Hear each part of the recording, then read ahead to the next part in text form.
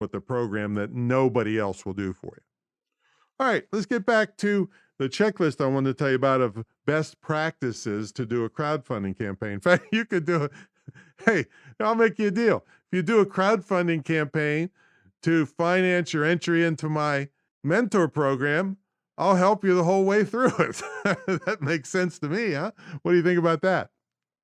All right, let's get into the best practices. First of all, tell a great story about your campaign and why you are the one to make it happen. Of course, you need their help to do it, but you got to tell a great story of how it came about and all that.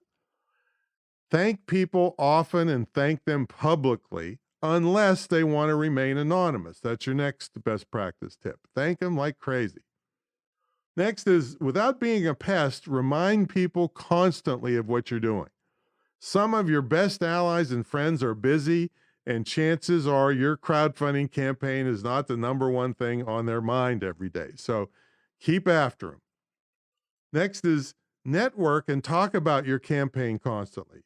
You could convert people that don't even know you to contributors or participants because they like the idea and they like your enthusiasm. Next is send out email and messenger broadcasts. Tell everybody you can about your campaign. Next is shoot YouTube videos about your campaign. You can shoot more videos than just the one that's on your campaign.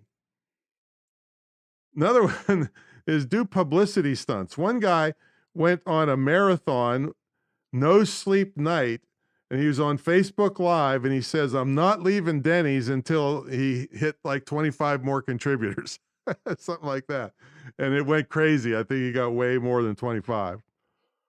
And then keep your contributors in the loop of how things are going. Thank them profusely and encourage them to tell others about the campaign. So those are some best practices for you. There's lots of information, and like I said, we're glad to hold your hand through this if you're either in my mentor program or